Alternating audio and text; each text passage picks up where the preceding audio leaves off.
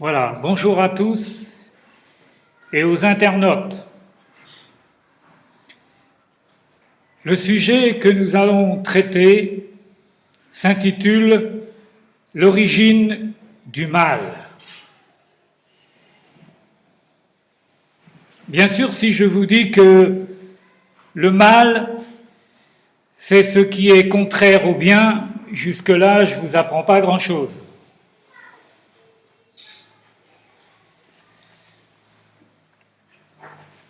Les êtres humains peuvent faire du bien, mais ils ne peuvent pas faire le bien. Nous devons faire cette distinction. L'homme peut faire du bien, mais il ne peut pas faire le bien. Chaque jour, celui qui connaît le Seigneur ou qui ne le connaît pas, il peut faire du bien en ce sens qu'il peut aider une personne, secourir, donner une pièce à celui qui tend la main. Ça, c'est faire du bien.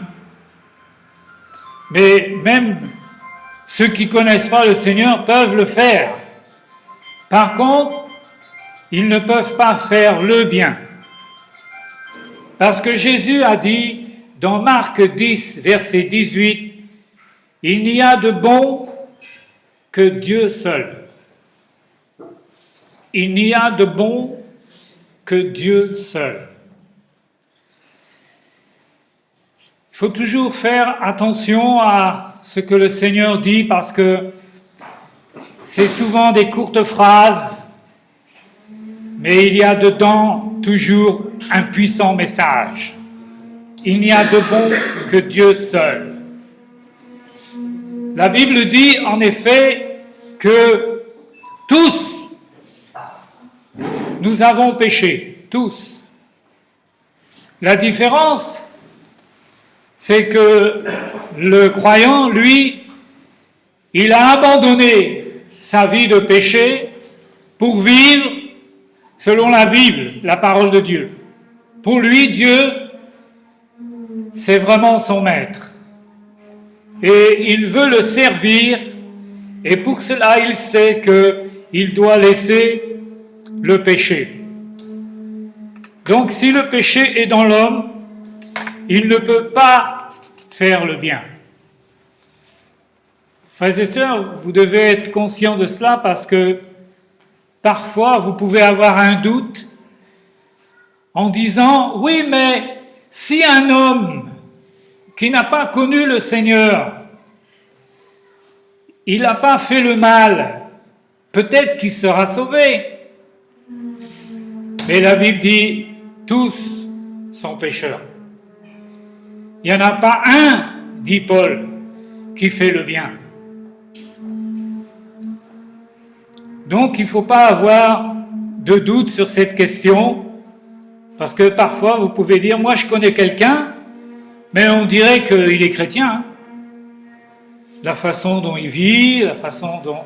Oui, mais il n'est pas sauvé, parce qu'il est toujours dans le péché. David dit, je suis né dans le péché. Je suis né dans le mal. Et c'est pourquoi Dieu a envoyé son Fils pour pouvoir libérer l'homme de cette puissance du mal qui est en lui. La Bible dit que par nature, l'homme est pécheur.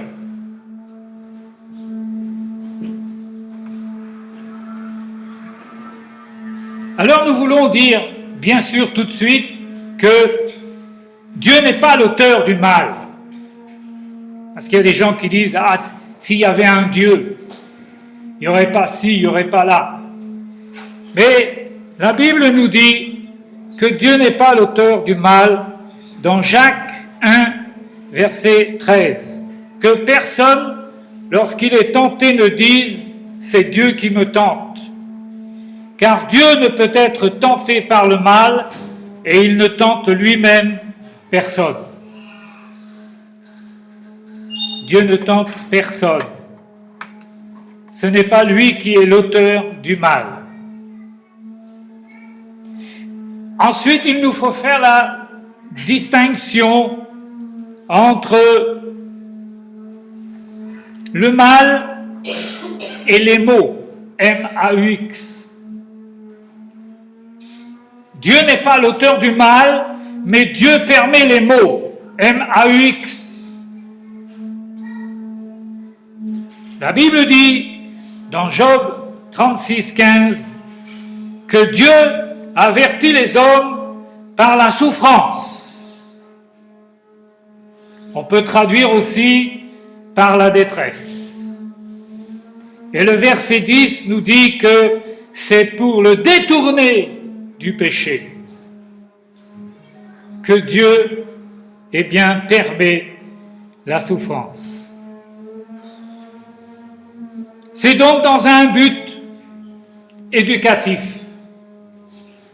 que Dieu permet l'épreuve. Beaucoup de gens se sont convertis à la suite d'une épreuve. Je me souviens de cette jeune femme, 35 ans, elle perd son premier enfant. Pour elle, ça a été terrible. Et je suis allé la voir et je lui ai annoncé l'évangile. Sur le coup, vraiment, elle était opposée parce que je lui disais, vous savez, nous sommes tous pécheurs. Mais si nous demandons pardon à Dieu, il est prêt à nous pardonner. Alors elle était vraiment en colère parce qu'elle ne comprenait pas que depuis que Adam avait péché, nous, on était tous pécheurs à cause de ce péché, de cette chute. Et je suis parti, je l'ai revue 2 semaines après, elle était convertie, née de nouveau. Elle me dit, c'est quand vous êtes parti qu'il s'est passé quelque chose, c'est que j'ai ressenti vraiment la présence du Seigneur dans ma maison. Et c'est ça qui l'a amené à la conversion. La souffrance. Parce que c'est vrai que quand on a tout sur la terre, tous les biens matériels, l'argent, tout, on ne pense pas tellement à Dieu. Mais il y a des épreuves dans la vie. Et il faut savoir les saisir pour sortir du mal. Par contre, la Bible nous dit que Satan fait le mal. D'où ces noms différents. L'adversaire, le malin, le prince des démons, le père du mensonge. Et c'est lui qui est à l'origine de la chute d'Adam dans le péché. C'est lui qui est venu pour tenter le premier homme. La Bible constate aussi les conséquences du péché et du mal qui viennent de l'homme et non de Dieu. Dans Romains 5, 12.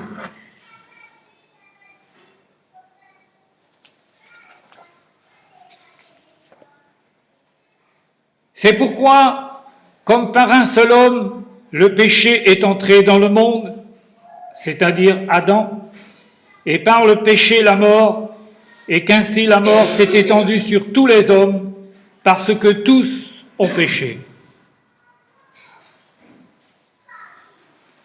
La pratique du péché a pour conséquence la mort éternelle.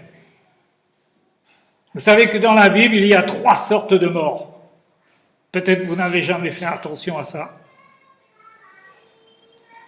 Il y a la mort physique, qui est la séparation de l'âme et du corps. Il y a la mort spirituelle, qui est la séparation de Dieu tout au long de notre vie si on refuse Dieu. Et puis, il y a la mort éternelle, c'est la séparation de Dieu dans l'éternité.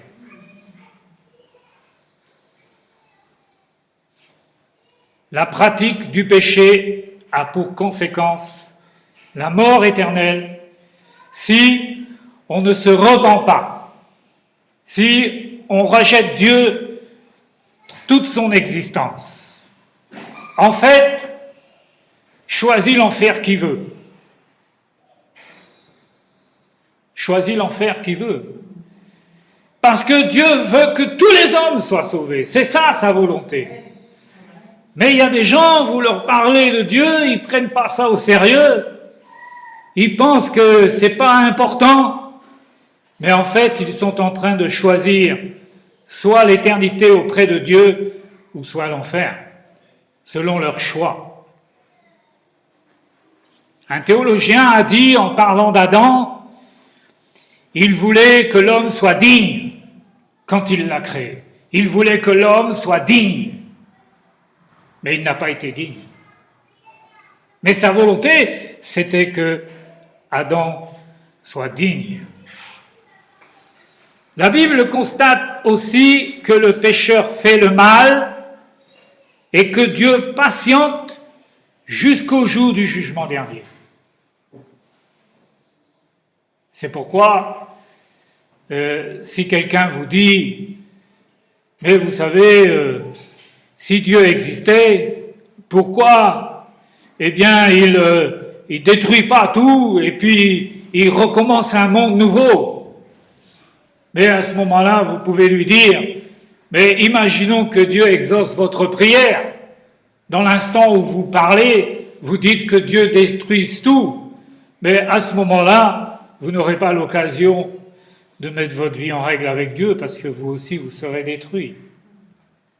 Mais Dieu patiente. Il fait lever son soleil sur les bons comme sur les méchants. Mais comme le dit Job 35,15, mais parce que la colère de Dieu ne sévit point encore, ce n'est pas à dire qu'il ait peu souci du crime. C'est pas que Dieu ne voit pas le mal que l'homme sans Dieu pratique, mais il patiente. Il patiente. Combien de personnes ont entendu l'évangile plusieurs fois avant de se convertir? Alors vous voyez, aujourd'hui ils sont bien contents de savoir que Dieu a patienté, parce qu'il a vraiment attendu. La Bible aussi nous révèle que le mal vient de la pratique du péché. Et c'est pourquoi 1 Jean 3, 4 nous dit « Le péché, c'est la transgression de la loi de Dieu. » Quand Dieu a créé le monde, il a donné la loi. C'est comme aujourd'hui, si vous voulez passer le permis, eh bien il faut aller à l'auto-école. Il faut respecter le code de la route. Eh bien Dieu nous a donné un code de la route. David dira dans le psaume 51, verset 4, « Purifie-moi de mon péché », et il ajoute au verset 6, « J'ai fait ce qui est mal à tes yeux ». Il y a un lien dans la Bible entre le péché et le mal. Tous ceux qui vivent sans Dieu aujourd'hui et qui veulent continuer cette vie sans Dieu vivent dans le péché et donc font le mal. C'est incontournable.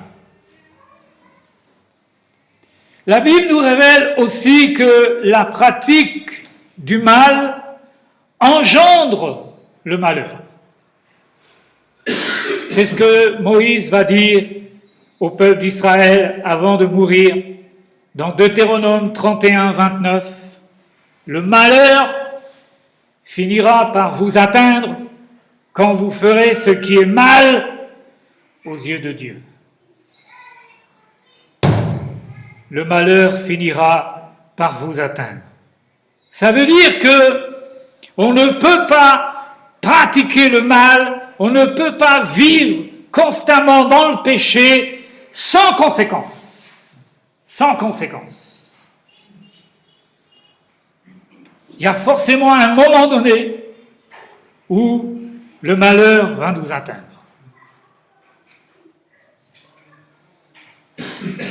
Nous voyons ici que Dieu n'enlève pas les conséquences du mal.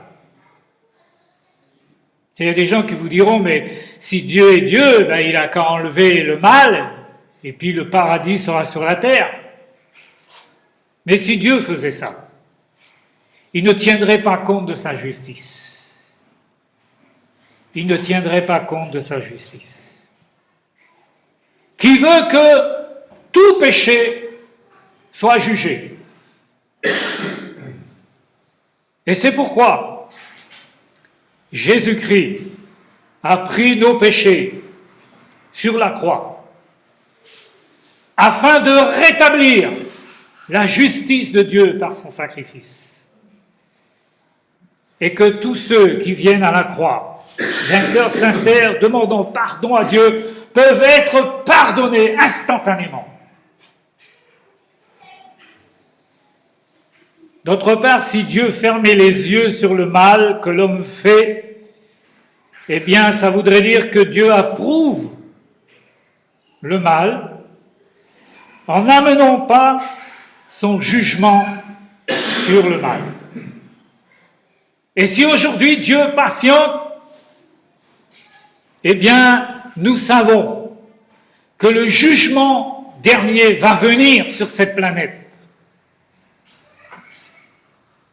Il suffit de lire dans l'Apocalypse. De la même manière que Dieu a tenu sa promesse en disant qu'il allait envoyer un sauveur, de la même manière, il tiendra sa promesse le jour où ce sera le temps de ses justes jugements. C'est pourquoi Ésaïe 26:10 dit « Si l'on fait grâce aux méchants, il n'apprend pas la justice. » Si Dieu, ne tenait pas compte du péché, du mal que les hommes font, comment pourrait-il apprendre la justice? Si vous ne corrigez pas votre enfant quand il fait quelque chose de mal, quelque chose qu'il ne doit pas faire, comment voulez-vous qu'il apprenne à distinguer entre le bien et le mal?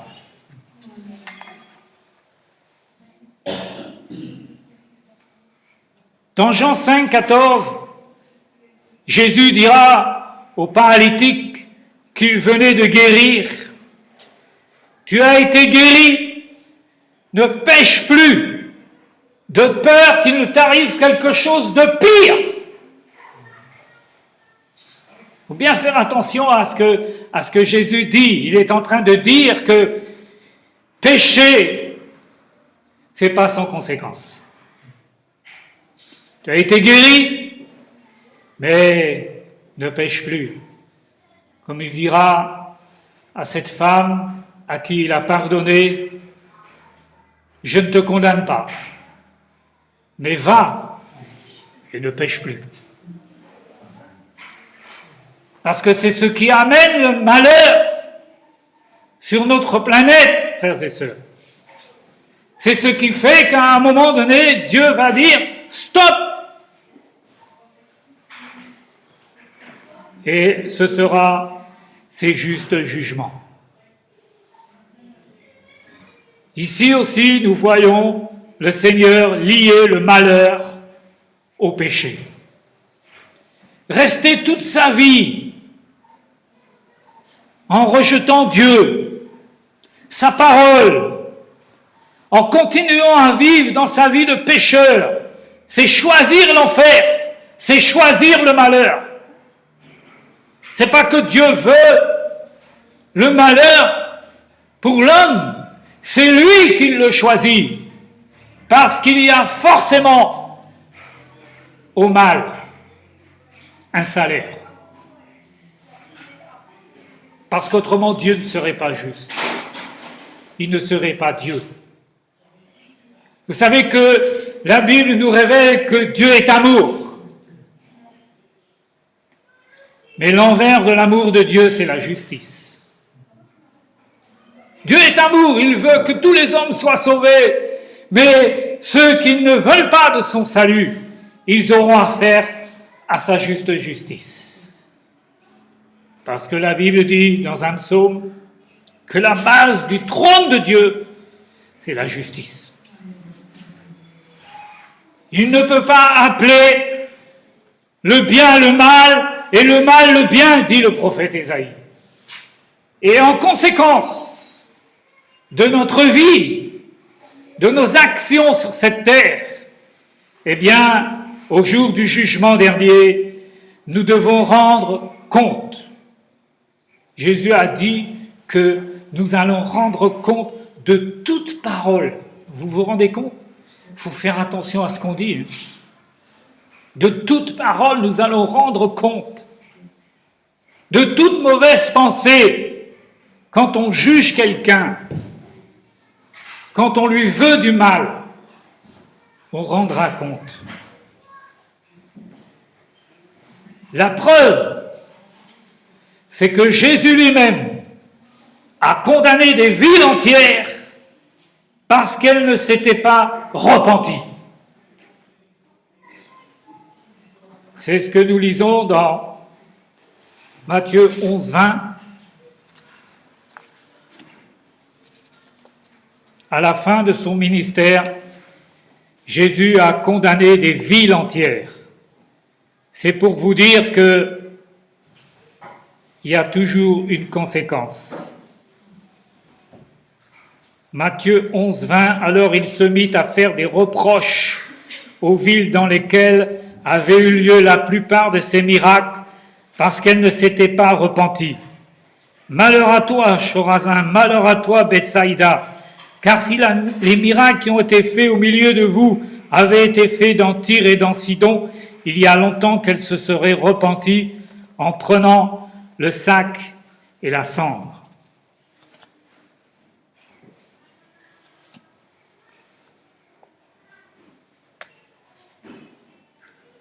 C'est pourquoi l'apôtre Paul dira dans Actes 17-30, l'apôtre Paul venait souvent sur ce thème de la repentance, la nécessité de revenir à Dieu.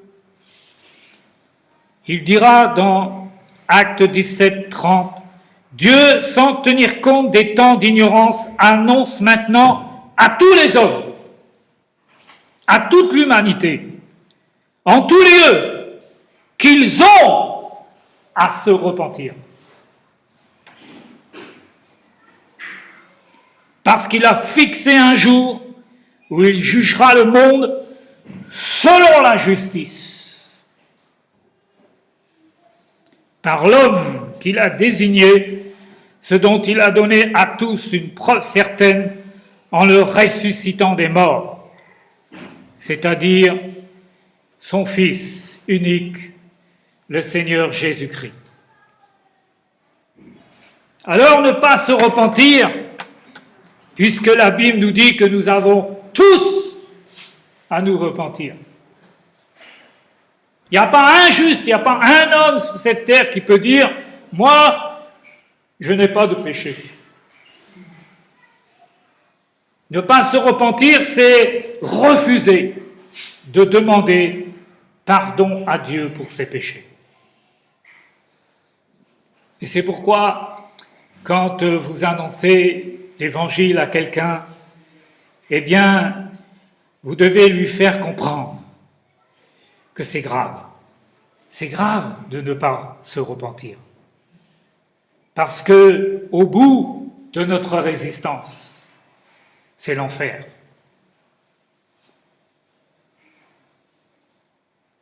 Ne pas se repentir, c'est donc continuer à vivre volontairement dans le péché. Volontairement sans Dieu, volontairement sans la loi de Dieu, ni Dieu ni maître. Mais nous savons que la fin, c'est la mort éternelle. C'est aussi rejeter Dieu et la Bible, et donc choisir l'enfer. Nous avons vu les différentes sources du mal. Mais pour terminer, je voudrais vous dire que Jésus-Christ est la solution de Dieu pour vaincre le mal et le malin. L'homme ne peut pas, par lui-même, se délivrer du péché. Il ne peut pas se rendre saint lui-même, parce qu'il est lié, il est né dans le péché. Il fallait que Dieu envoie un homme sans péché, Jésus-Christ, pour pouvoir nous délivrer de cette puissance du péché. C'est ce qui fait que l'apôtre Paul dira, il parlera de sa vie d'avant, il dira, en somme, avant, j'essayais de faire le bien, mais le mal était attaché à moi. Et puis, il dira, gloire à Dieu, parce que maintenant, en Jésus-Christ, il n'y a aucune condamnation. Parce que c'est lui qui a pris notre condamnation à la croix. 1 Jean 3,8 nous dit que le Fils de Dieu a paru afin de détruire les œuvres du diable. Frères et sœurs, si Christ n'était pas venu, eh bien, nous serions toujours les victimes du mal et du péché. Mais le chrétien qui marche avec Dieu chaque jour, qui veut vraiment vivre selon sa parole, il sait que, eh bien, Jésus-Christ n'est pas simplement venu pour lui pardonner ses péchés, mais il est venu pour lui donner la victoire sur le péché, la victoire sur le mal. Jésus a remporté la victoire. Il a détruit les œuvres du diable. Il a détruit la puissance du mal et du péché. Et c'est pourquoi la croix, eh bien, n'est pas un échec. Parce que quand on regarde un homme qui meurt sur une croix, on peut se dire, mais c'est un échec, il va mourir. Mais en fait, c'est une victoire. C'est la victoire. C'est le plus grand jour de l'humanité. Quand Jésus-Christ est mort sur la croix. Parce qu'il a mis un arrêt aux puissances du malin. Et partout dans le monde, depuis, Dieu sauve des hommes et des femmes, partout dans le monde. Rien que dans notre pays de France, on a calculé qu'il y a une église à peu près pour 20 000 habitants. Nous sommes 65 millions. Je vous laisse faire le calcul. Moi qui ai beaucoup voyagé sur la France, j'ai toujours été émerveillé de voir partout, au détour d'une rue, une assemblée ici, une là-bas, une là-bas. Et je me réjouis parce que je me dis que depuis que le Seigneur est mort sur la croix, eh bien il appelle des hommes, des femmes au salut, en vue de l'éternité. En tout cas, le jour où le Seigneur nous a sauvés, parce que nous nous sommes repentis, eh bien, il nous a donné notre billet pour le ciel. Tu l'as sur toi. Et celui-là, c'est un billet aller simple. Parce que nous allons partir, frères et sœurs. Nous allons partir pour l'éternité. Et nous espérons que peut-être nous, aujourd'hui, nous allons faire partie de l'enlèvement. Ça sera le prochain événement spirituel exceptionnel. Imaginez que demain, nous partons tous, nous sommes enlevés. Eh bien, les médias, ils vont avoir du travail pour nous rechercher. Ils pourront faire des communiqués autant qu'ils veulent, mais nous, on aura tout laissé. Et on sera partis pour la gloire. J'aime bien ce passage de Colossiens 2,15 qui dit que Jésus a dépouillé les dominations et les autorités dans les lieux célestes. Il les a livrées publiquement en spectacle en triomphant d'elles par la croix. C'est pourquoi la croix est une victoire. C'est une victoire. Et les religieux, les politiciens de l'époque, ils n'ont rien compris. Ils ont cru qu'en crucifiant le Seigneur, tout serait terminé. Mais au contraire, c'était le début de l'Église que Jésus-Christ allait lever dans l'humanité. Et quand vous y réfléchissez, aujourd'hui encore, depuis que le monde est monde, Dieu a toujours veillé sur sa véritable Église. J'insiste sur le mot véritable. Et il y a toujours eu des enfants de Dieu à travers toute l'histoire des hommes. Parce que nous tous qui sommes ici, si nous sommes convertis à Dieu, c'est parce que quelqu'un nous en a parlé. Et après nous, il y en aura toujours. Et alors que le malin et le monde a voulu détruire les chrétiens, la Bible, eh bien aujourd'hui, la Bible est le livre qui est le plus réédité dans le monde. Et il n'y a aucune maison d'édition qui comprend ça. Comment la Bible, elle est tout le temps rééditée à des millions d'exemplaires chaque année? Ben, il faut bien qu'il y ait des gens qui l'achètent quand même, pour que la Bible soit rééditée. Parce que Dieu veille sur sa parole. Et ainsi, personne ne pourra dire « Moi, j'ai jamais entendu l'Évangile, surtout aujourd'hui ». Et c'est pourquoi on se sert d'Internet. Nous allons envoyer ce message sur le net. Alors aujourd'hui, nous, prédicateurs de l'Évangile, eh bien, en fait, on prêche à des milliers de personnes. C'est pourquoi on enregistre, parce qu'après, on envoie ça sur le net. Et si vous allez faire un tour sur YouTube, vous allez voir, il y a des centaines de gens qui vont voir ces messages. Alors, je veux terminer et dire que l'humanité ne peut pas se délivrer elle-même du péché et du mal, d'où la nécessité d'un sauveur. Hébreux 1 Timothée 1,15. C'est une parole certaine et entièrement digne d'être reçue que Jésus-Christ est venu dans le monde pour sauver les pécheurs. Voilà pourquoi il est venu.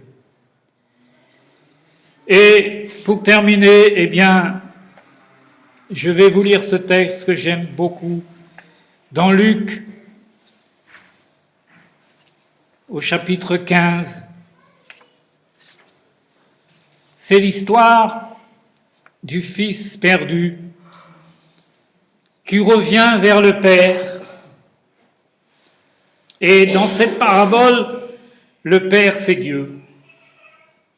Il revient vers le Père après avoir fait tant de choses répréhensibles dans sa vie. Il revient vers le Père et avant cela, la Bible dit qu'il est rentré en lui-même. Il est rentré en lui-même. Et vous savez que quand il est rentré en lui-même, il a rencontré sa conscience. Parce que nous avons tous une conscience. La seule chose que Satan n'a pas pu enlever à Adam quand il a péché, c'est sa conscience. Sinon, on n'aurait pas la possibilité de distinguer entre le mal et le bien. Et il a rencontré sa conscience comme tout le monde peut la rencontrer s'il est sincère devant Dieu. Comme je dis souvent, eh bien, on ne peut pas être sincère et ne pas rencontrer Dieu. C'est pas possible. Quelqu'un qui est sincère, même s'il n'a pas la foi, il n'a jamais entendu parler de Dieu, s'il est sincère, s'il fait comme ce jeune homme, il vient à Dieu et il dit « Mon Père, j'ai péché contre le ciel et contre toi. » C'est la première prière que l'on fait quand on rencontre Dieu. On est convaincu de son existence. Et on est convaincu qu'on a fait mal parce qu'on a voulu vivre notre vie sans lui. Mais le jour où nous venons comme ce fils perdu en disant « Seigneur, eh bien, je te demande pardon, j'ai fait ce qui est mal à tes yeux. Mais maintenant, je veux moi aussi te demander pardon, me repentir, me convertir et marcher selon ta parole. » Eh bien, c'est tout ce que je souhaite pour chacun de nous.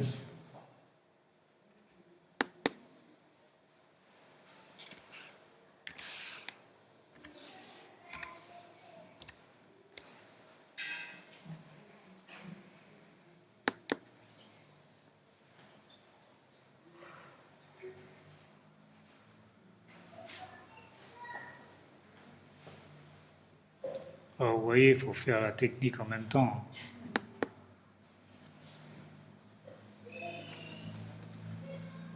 Alors, s'il y a quelqu'un, eh bien, parmi nous, qui n'a pas fait cette expérience, eh bien, nous voulons prier pour lui. Que tout à l'heure, eh bien, en prenant le gâteau et le café, vous avez toujours la possibilité de venir pour poser vos questions.